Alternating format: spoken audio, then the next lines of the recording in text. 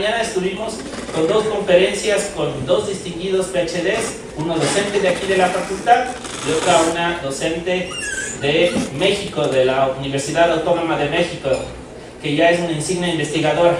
Y ahora estamos con aquí las compañeras que justamente hicieron un trabajo, su primer trabajo de investigación, que en este caso también está publicado, ¿no es cierto?, en el libro de Cuestiones Económicas del Banco Central del Ecuador, y no podíamos dejar desapercibido este logro que le hacemos nuestro para demostrar justamente que los estudiantes de la central, que las personas que se están formando aquí, con dedicación, con fuerza, nosotros podemos estar a la altura de cualquier otra universidad.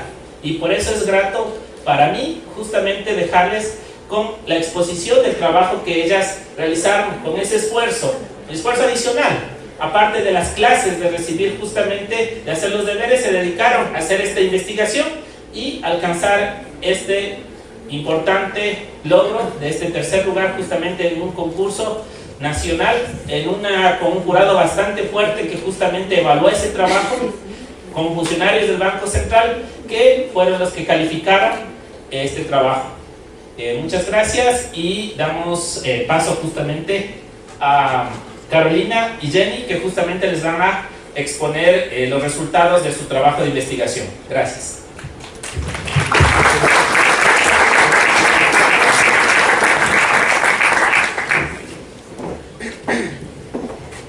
Muy buenas tardes con todos. Primero queremos extender nuestro agradecimiento a las autoridades de la facultad por habernos invitado a presentar nuestra investigación. Y también queremos agradecer al economista David Villamar por habernos dedicado parte de su tiempo para esta investigación, que nos tomó aproximadamente 9 meses. Bueno, para comenzar con la presentación, mi nombre es Carolina Peña y mi compañera es Jenny Maldonado. El tema de nuestra investigación es: ¿puede la infraestructura escolar mejorar el rendimiento académico? El contenido de nuestra presentación va a estar dividido entre la introducción, la metodología, los datos, los resultados y por último las conclusiones y recomendaciones. Uno de los estudios más controversiales e importantes del siglo XX fue el informe Coleman, publicado en 1966.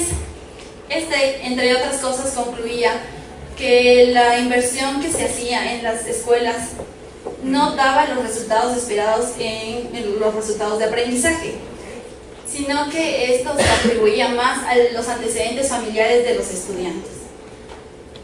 Años más tarde, después de haber cometido este grave error, Coleman se rectificó y dijo que había sobrevalorado los antecedentes familiares, la situación socioeconómica de los estudiantes evaluados. En América Latina, 263 millones de niños, niñas y adolescentes no acceden a una escolaridad en el mundo. El 58 millones de estos estudiantes son niños de 6 a 11 años de edad. Esto a pesar de que en la Declaración Universal de Derechos Humanos se dijo que la educación es un derecho básico que debe ser de calidad y gratuito. Sin embargo, actualmente también se ve algunas cifras alarmantes. Por ejemplo, el 73% de las escuelas en América Latina no cuentan con algún tipo de infraestructura o no cuentan con algún tipo de servicio básico como agua, luz, saneamiento. Por tanto, en Ecuador, desde el 2006 podemos ver cifras que en las escuelas públicas únicamente el 15% de las escuelas públicas contaban con una biblioteca y el 63% de las privadas ya contaban con ellas. Debido a estos resultados, en el plan decenal de 2006-2015 se planteó que querían mejorar la infraestructura escolar. Resultado de ello, se hicieron las unidades educativas del milenio.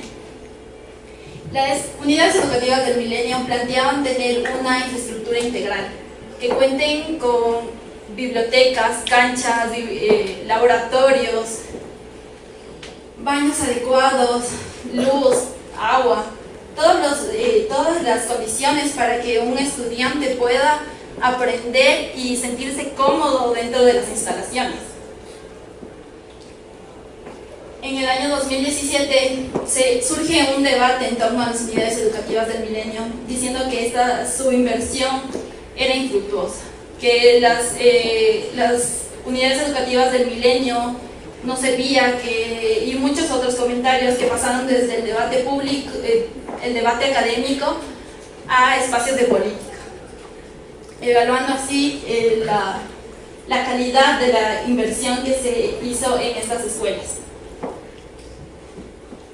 La importancia de nuestro estudio es aportar en este debate académico que se dio a partir de estas evaluaciones de impacto que se hicieron el año pasado. Además, deseamos orientar y sugerir a las personas responsables de política pública, de política educativa, a realizar el mejor tipo de intervención que dé los mejores resultados para la mejora del rendimiento académico. Nuestro estudio persigue dos objetivos específicos. El primero es estimar un efecto causal entre la infraestructura académica y el rendimiento, la infraestructura escolar y el rendimiento académico. Esto se hará a través de dos estrategias de identificación, que es variable proxy y variable instrumental. Además, hemos estimado la reducción de la brecha de desempeño entre estudiantes que cuentan con infraestructura frente a estudiantes que no cuentan con la misma. Esto se hará mediante el método Blinder-Oaxaca.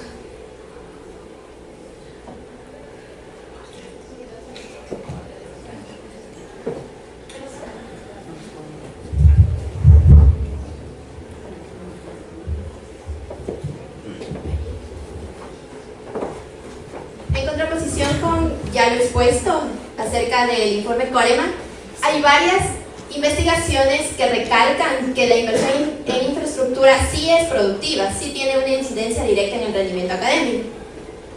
Y aparte también tiene en otros factores, como por ejemplo la asistencia y reducción de deserción escolar. En el año 2008, en la ciudad de Nueva York, en aproximadamente 95 escuelas, se comprobó que efectivamente los estudiantes que asistían a escuelas con pésima infraestructura obtenían rendimiento académico menor a los estudiantes que asistían a escuelas muy bien equipadas. Asimismo, también se ve que es un estímulo y una disminución en la ausencia del personal docente. Está relacionada directamente con una reducción de 2.4 puntos porcentuales en la ausencia de los docentes.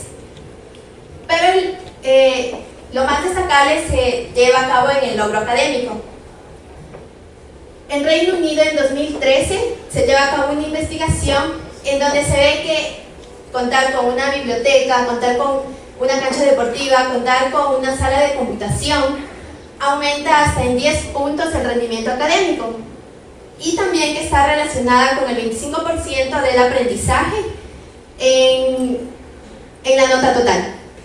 Ahora, un poco más a nivel de América Latina, estudios de 2011, 2014 y 2017, el uno desarrollado por la UNESCO nos dice que efectivamente los estudiantes que cuentan con una biblioteca, una sala de computación, con infraestructura de apoyo al docente, tienen mayor rendimiento académico. En Perú, en el año 2014, se hace un proyecto un poco similar a las unidades educativas del milenio.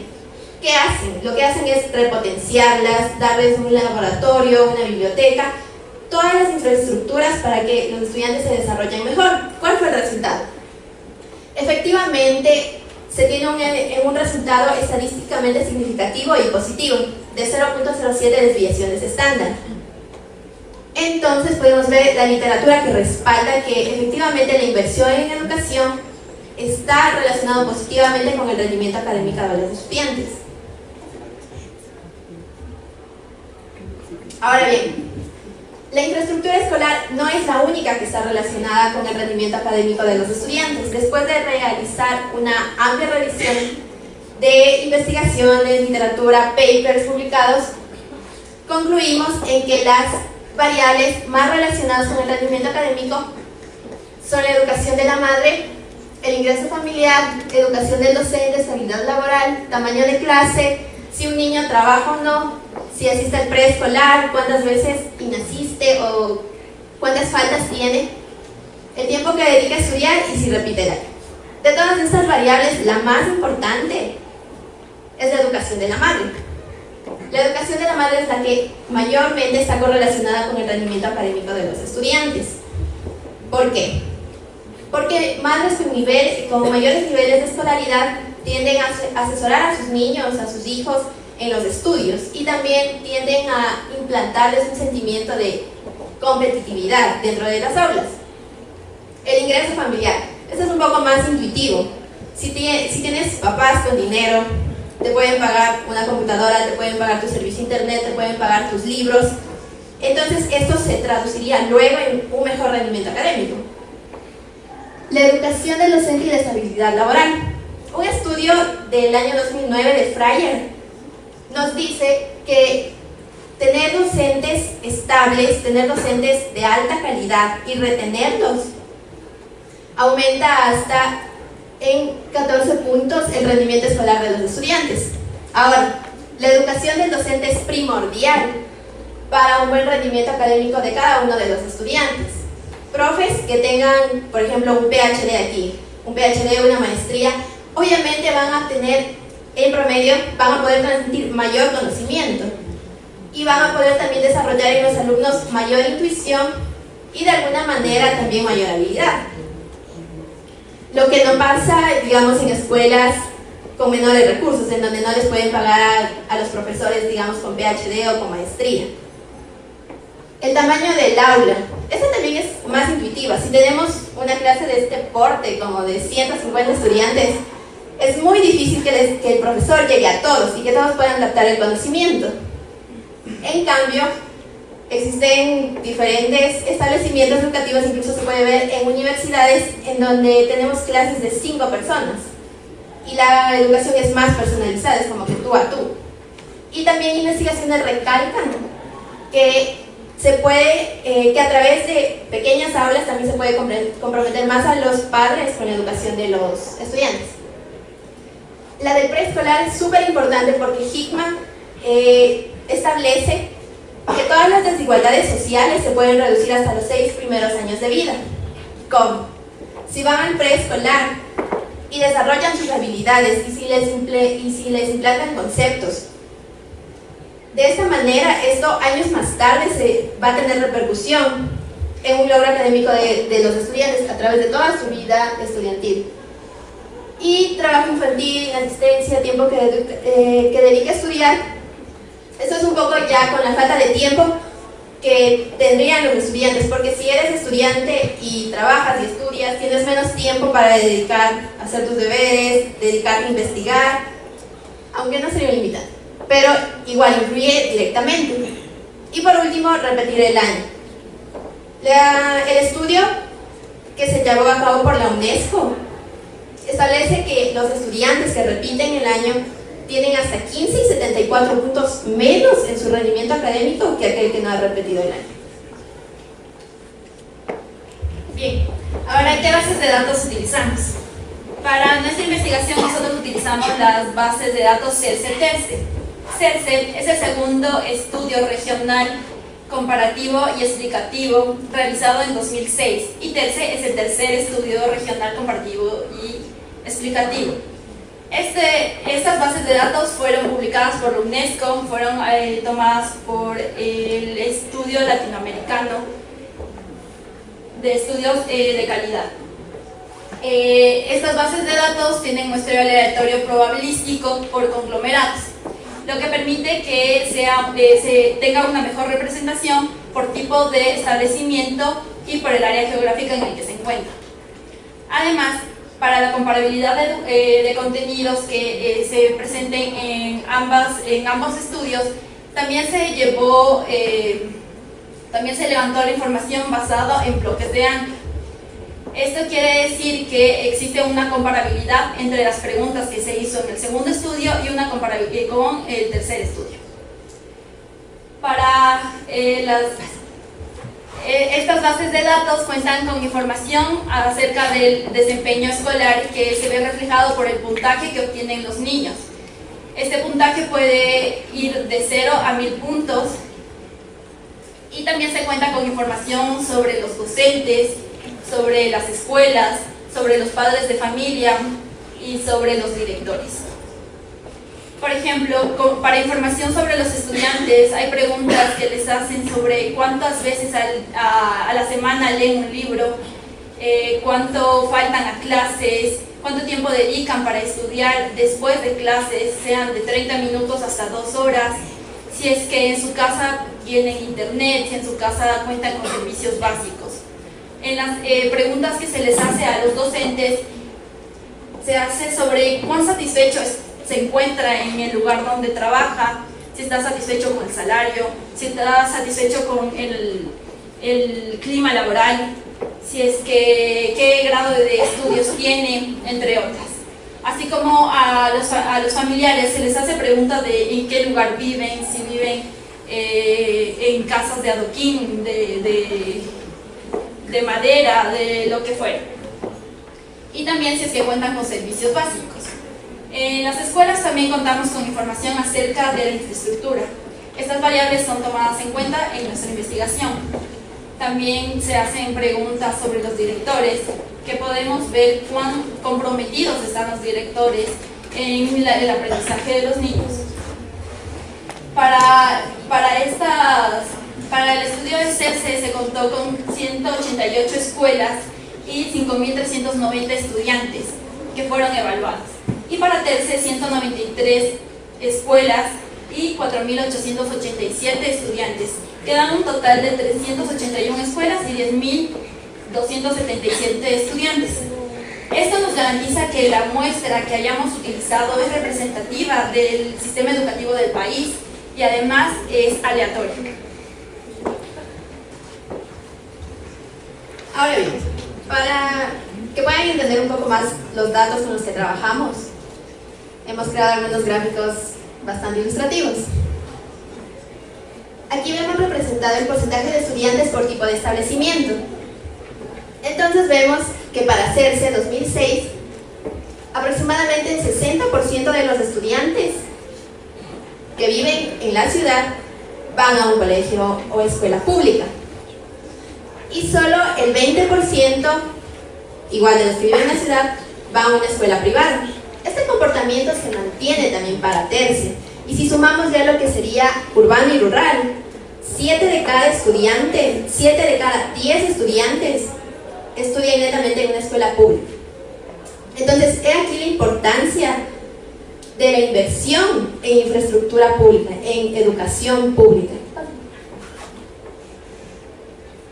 Ahora tenemos el porcentaje de estudiantes que repiten el año. ¿En qué establecimiento se repite más del año? ¿En el público o en el privado? Bueno, no es sorpresa que en el público el 18% de los estudiantes repite más el año, frente a un 8% de estudiantes de escuelas privadas que van a repetir el año. En TERCE baja apenas en 2 puntos porcentuales, pero la relación se mantiene. Los estudiantes que más repiten el año están en escuelas públicas. Y recuerden lo que dijimos, esto luego se ve traducido entre 15 y 74 puntos menos de tu rendimiento. Ahora, ¿quiénes trabajan más? En CERCE vemos que los estudiantes que van a una escuela pública, el 11% trabaja fuera de casa. Para TERCE, esto se reduce en un 50%, al 6%. Ahora sí, solo el 6% de los estudiantes está trabajando fuera de casa. Esto se podría explicar por algunas políticas implementadas por el gobierno para la reducción del trabajo infantil. Y estos cuadros son súper importantes, así que si están siguiendo la exposición, deberían poner mucha atención a esto. Miren que para CERCE 2006, y también tenemos TERCE, entonces tenemos las infraestructuras de apoyo al docente. Tenemos bibliotecas, sala de computación, una cancha deportiva y el internet.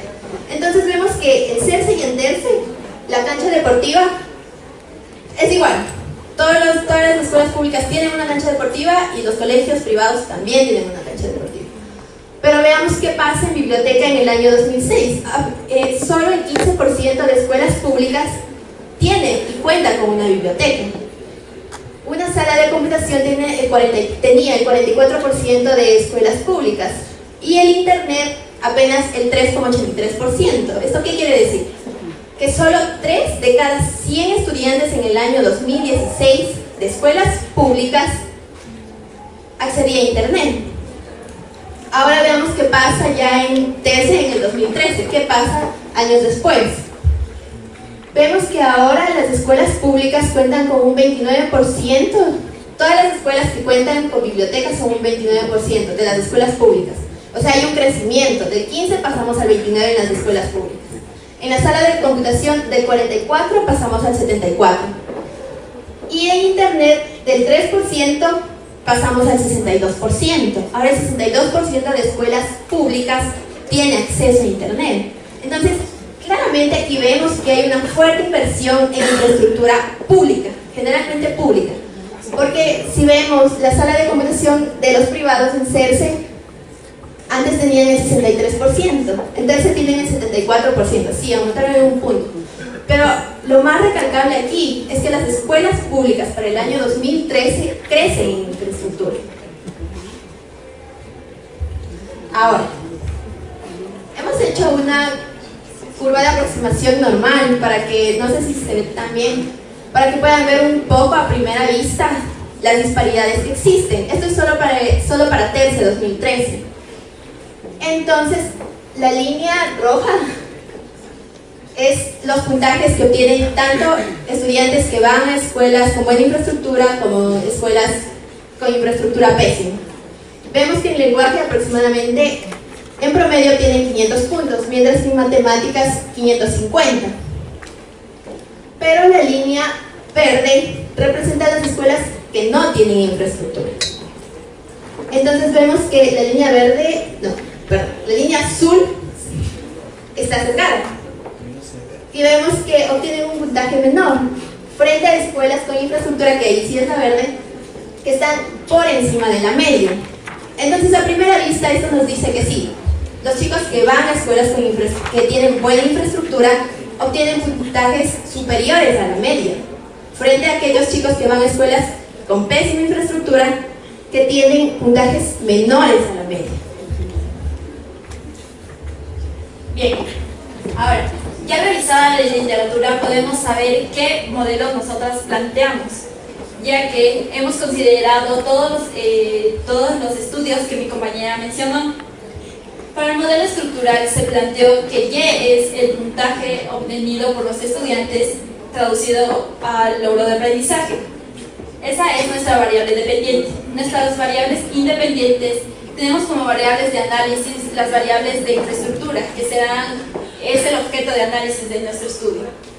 En estas está incluida biblioteca, sala de cómputo, cancha deportiva e internet. En nuestras variables de control tenemos el vector de características de los docentes. En este nosotros hemos incluido la experiencia que tiene el docente, la experiencia al cuadrado, la estabilidad laboral y la educación que tiene el docente. Además, en el vector de las características del centro educativo hemos incluido el tamaño del aula. Como mi compañera les mencionó, esta es muy importante para conocer cómo influye en el logro de aprendizaje. Además, si es que el aula es pública o privada, en qué área se encuentra, si es rural o urbana, y los vectores de características de los estudiantes. En este se han incluido variables como el tiempo que dedican a estudiar, el sexo que son, la edad que tiene el estudiante, si es que trabajan fuera de casa o si trabajan dentro de la misma. Y por último tenemos un vector de variables dicotómicas de la educación de la madre. Como mi compañera mencionó anteriormente, la educación de la madre es un factor sumamente importante para saber cómo rinde el estudiante en sus aulas. Y por último tenemos el ingreso familiar.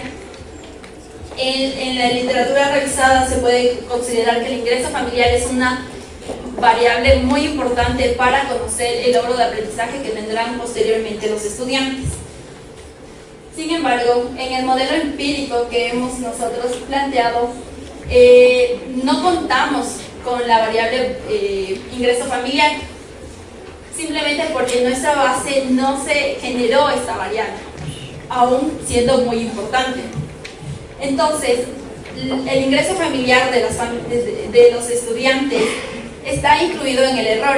En el error pueden estar shocks, pueden estar variables omitidas o errores de medición. Por tanto, nosotros hemos planteado que entre las variables omitidas que tenemos es el ingreso familiar.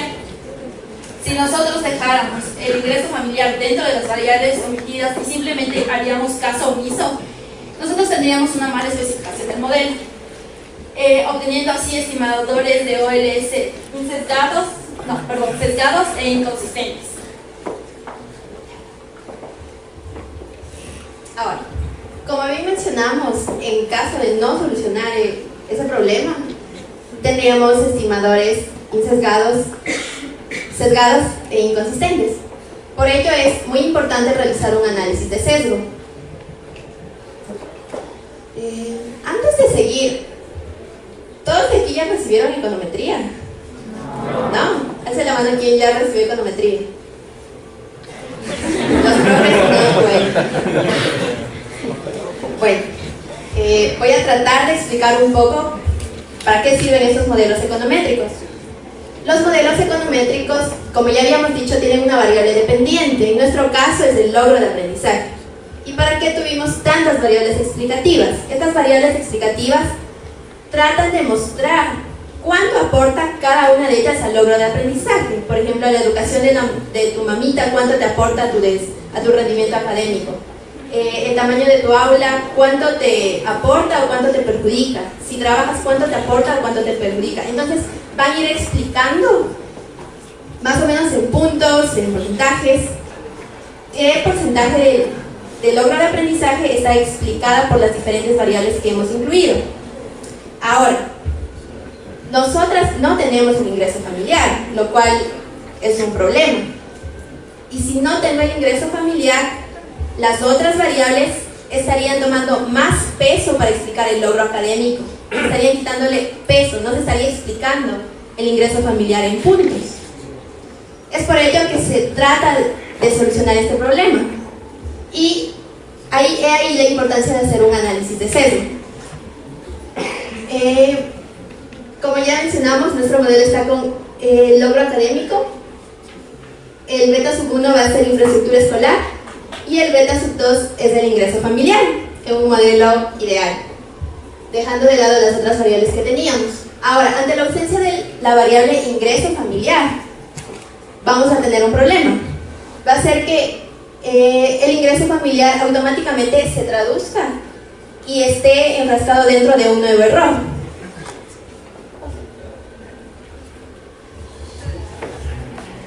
Por lo tanto, estaríamos estimando mal qué peso tiene la infraestructura en el rendimiento académico.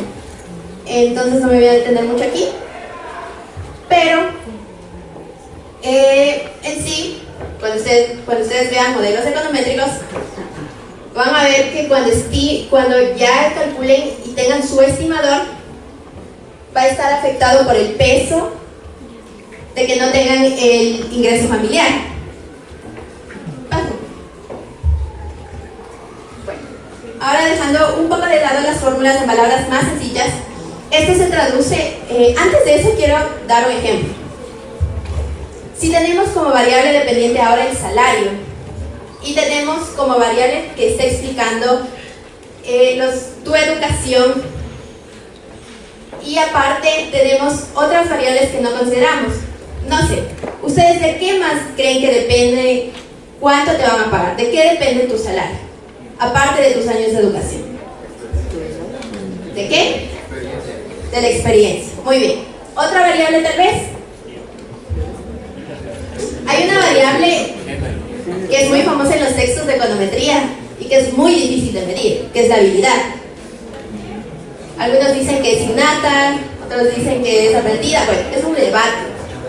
Pero acá, en este primer ejemplo que les voy a dar, si tú en tu modelo de cuánto vas a ganar, dado por tu nivel de escolaridad, y dejas de lado tu habilidad, estarías sobreestimando o estarías deduciendo que tu salario solo va a depender de tu nivel de escolaridad, lo cual sabemos que no es cierto, depende de otras cosas como el de experiencia y también la habilidad.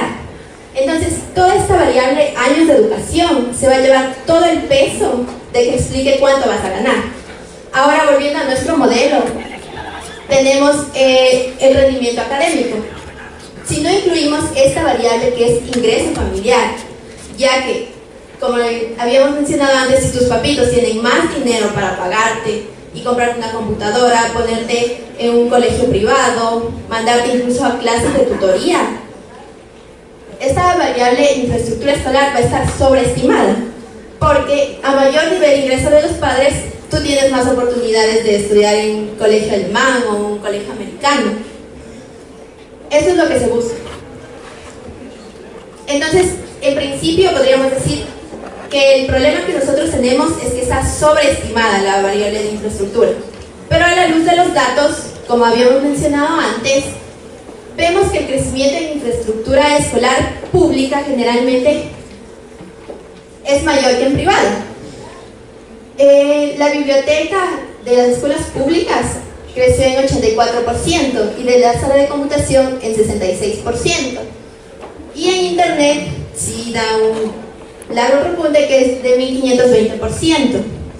Entonces, bajo la lógica de que ahora ya no solo personas con alto poder adquisitivo puedan ir a escuelas mejor equipadas con infraestructura, sino que también ahora personas de no tan altos recursos económicos puedan acceder a estos colegios que muchos llamamos emblemáticos o con buena infraestructura, cambia las cosas. Es decir que no necesariamente a mayor nivel de ingreso vas a ir a un colegio con buena infraestructura, sino que ahora también varias personas pueden acceder a un colegio con buena infraestructura. Personas con un salario o con un nivel de ingreso no tan alto. Entonces podría estar subestimadas esta variable. Bien, ahora otro análisis que se debe realizar es un análisis de exogeneidad. La exogeneidad es que tus variables explicativas no deben estar relacionadas con el error. Es decir, en este caso, en el error se encuentra el ingreso familiar. Entonces, tus variables explicativas, que en este caso nuestras variables de análisis son la infraestructura no debería estar relacionada con el ingreso familiar. Si no, presentamos un problema de endogeneidad.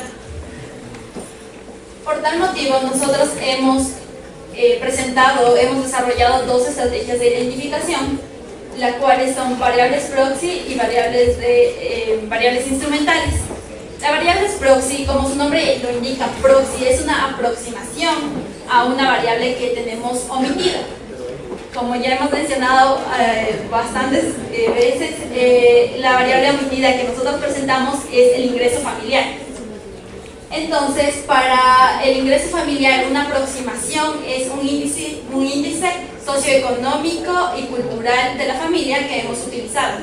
También hemos utilizado otra variable proxy que es el decil por ingreso.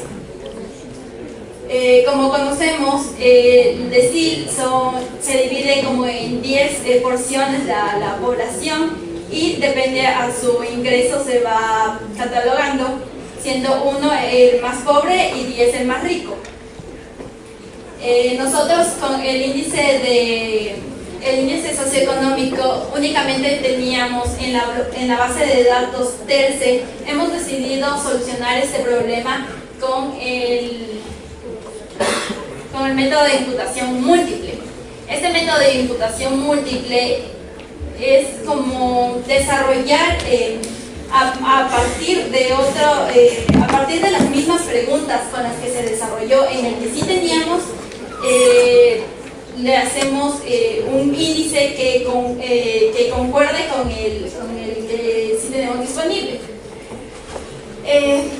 Las variables o missing values, variables faltantes, puede darse por una falla de registro de la información, una ausencia de respuestas o una ausencia natural de la información. En nuestro caso era una ausencia natural de la información. No poseíamos esta variable dentro de la base de datos.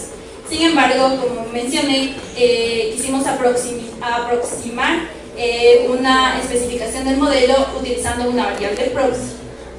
Otra manera de solucionar el problema de variable omitida es a través de variables instrumentales. Bueno, las variables instrumentales igual fueron una de nuestras estrategias de identificación, y estas básicamente deben cumplir con dos propiedades. La primera, que no esté relacionada con el error, y la segunda, que esté correlacionada positiva o negativamente con nuestra variable omitida.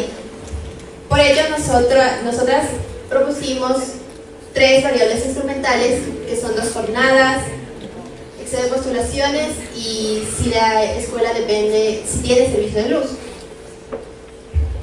En 2 jornadas, bajo la lógica que las escuelas con mejor infraestructura, sean públicas o privadas, establecen doble jornada. Las escuelas públicas para atender la demanda de estudiantes. Entonces, todas estas escuelas del Milenio y todo, vemos que tienen 2 jornadas. En las escuelas privadas también establecen 2 jornadas, ya sea para recuperar su inversión de alguna manera, pero también lo hacen para aprovechar su infraestructura. Entonces, en principio no estaría relacionada con el ingreso familiar. Excede postulaciones. Todos los padres quieren que sus hijos acudan a colegios grandes, con buena infraestructura y todo. Creo que ninguno quiere que vaya que tenga una media agua y cosas así. Sino que todos se lanzan a los colegios grandes. Entonces presentan la postulación de su hijo ahí. Y también lo mismo pasa en los privados, los que tienen un poco más de prestigio, en donde deben como que dar una prueba y ven si te seleccionan. Entonces también vemos bajo esta lógica que tanto estudiantes de bajo ingreso o estudiantes de alto ingreso están condicionados a esto, por lo cual no estaría relacionado directamente con el ingreso familiar. Y la tercera es servicio de luz en la escuela. Todas estas variables fueron testeadas y son significativas al 99% y cumplen con las propiedades que antes les mencioné.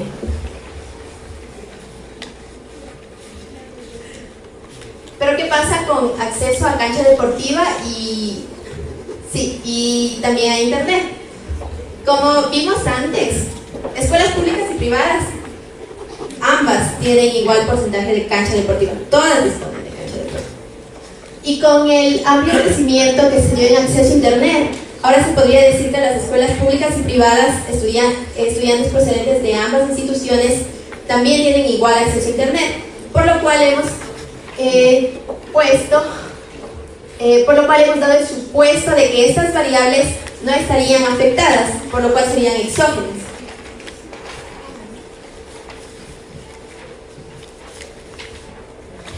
Ahora, ¿qué obtuvimos en los datos y resultados?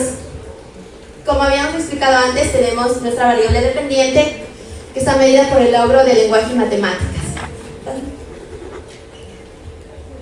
Bueno, los resultados antes presentados fueron presentados de esa manera porque nos basamos en un estudio de Angris, donde las variables de control se presentaban únicamente con los vistos. Entonces, bueno, ahora creo que lo más importante es qué resultados obtuvimos en la investigación. Nuestras variables de análisis, por ejemplo, todas nuestras variables de análisis, es decir, infraestructura, tuvieron resultados positivos y estadísticamente significativos. Por ejemplo, biblioteca. En las diferentes estrategias de identificación que presentamos anteriormente, es decir, variable proxy y variables instrumentales, tuvimos un efecto positivo y estadísticamente significativo entre 8 y 12 puntos. Esto para la materia de lenguaje. Sin embargo, en matemática esta no tuvo un efecto significativo en ninguna de las estrategias. Por otra parte, para matemática, el estimador de OLS de sala de computación tenía un comportamiento negativo, pero al aplicar la estrategia de identificación de mínimos cuadrados en 2 etapas, es decir, variables instrumentales, no solo revertimos el signo, sino también que obtuvimos una significancia del 90%. Y obtuvimos que los estudiantes que contaban con sala de cómputo para matemática tenían 43 puntos más que los que no contaban con una sala de computación. La cancha deportiva. Algo que se nos olvidó tal vez mencionar es que la cancha deportiva no encontrábamos en ningún estudio. Sin embargo, al obtener una reunión con el equipo técnico del Ministerio de Educación, ellos nos hicieron tomar en cuenta que para los niños también es importante las actividades lúdicas. No únicamente estar en un aula, tener los recursos, sino también poder distraerse y aprender de distintas formas, como en una cancha deportiva. Entonces, cancha deportiva era significativa al 99%, entre 25 y 30 puntos para matemáticas. Es decir, si alguien que tenía una cancha deportiva tenía de 25 a 30 puntos más frente a los que no tenían una cancha deportiva, y lo cual es significativo. Y para lenguaje teníamos que esta diferencia era de 10 a 20 puntos dependiendo de la estrategia de identificación. Además, el efecto de acceso a Internet era positivo. Para matemáticas, esto representaba alrededor de 10 puntos frente a los que no tenían acceso a Internet. Y en las proxies de STIL por ingreso es significativo al 90% y tenía una significancia, tenía un resultado positivo de 12 a 18 puntos para lenguaje. Además, nosotros quisimos comparar qué pasaría si a los que no tienen infraestructura se les dotara de infraestructura. Esto lo hicimos mediante el método Blinder-Oaxaca. Este método descompone en dos grupos. Por ejemplo, este estudio se ha aplicado para separar cuál es la diferencia entre salarios entre hombres y mujeres.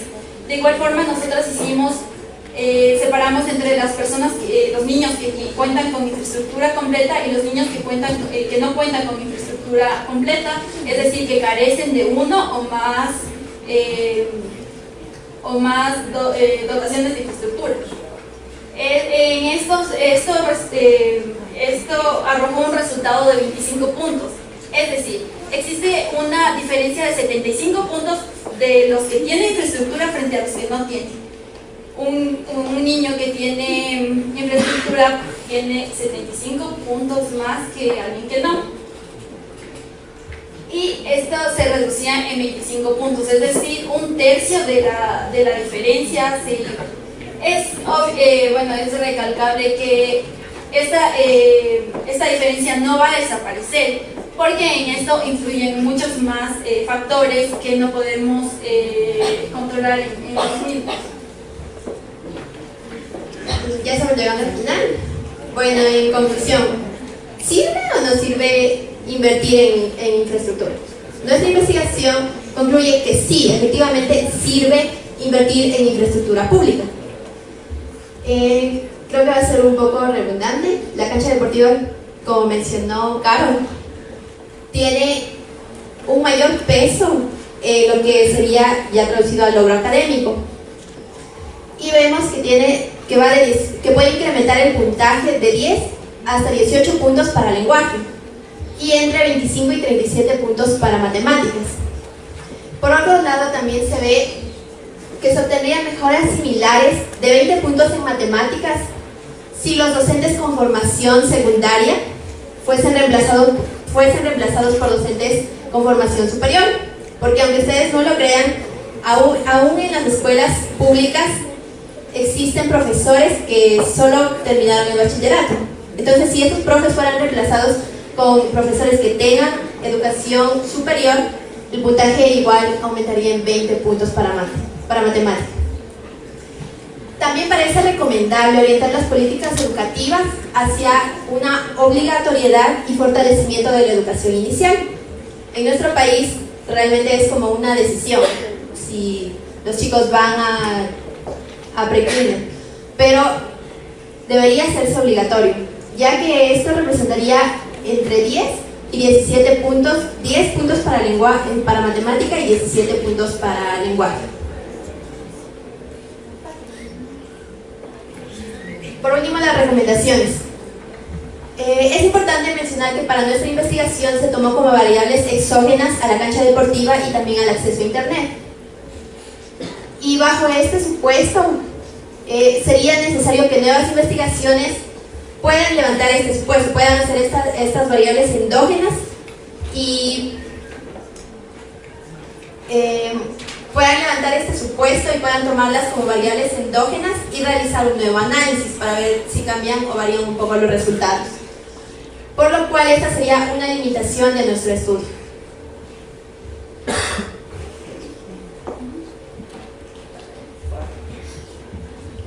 Y gracias.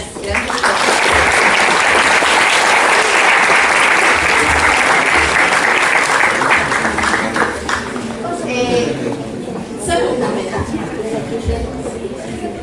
Bueno, como ya mencionaron al principio, esta investigación la presentamos para el Banco Central, para el concurso José Corsino Cárdenas.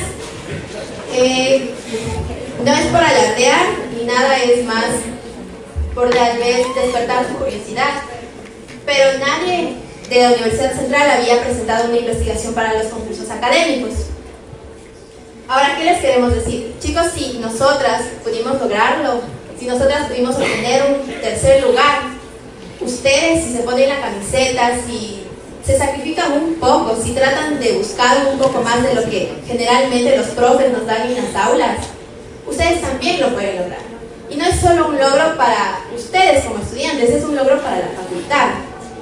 Y sobre todo, nunca se olviden que la investigación es el arma más poderosa que tenemos para desmentir cualquier mentira, para desmentir cualquier cosa mediática que se den, como estas noticias, como por ejemplo que invertir en educación no sirve, que invertir en infraestructura escolar no sirve. Entonces, ustedes, a través de la investigación, a través de investigación técnica y rigurosa, también busquen sus propias conclusiones. Entonces, solo un llamado a eso, no se queden solo con lo que los profes les enseñan en las aulas.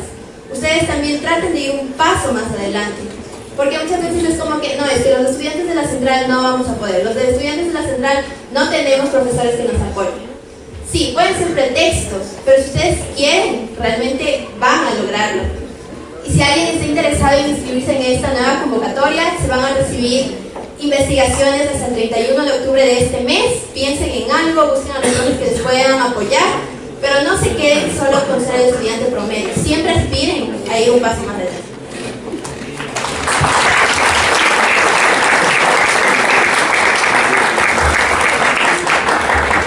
Bueno, queremos agradecerles y también, como estábamos en las rondas de la mañana, que en este caso en esta serie de charlas ahora va a comentar su trabajo, quien les estuvo también apoyando. Justamente queremos que también recibir unas palabras y que también que haga su análisis David Yamal.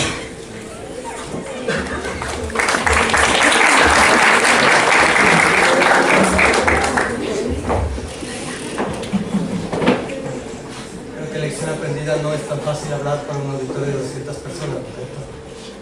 Está bien que se pongan nerviosos, es su primera vez.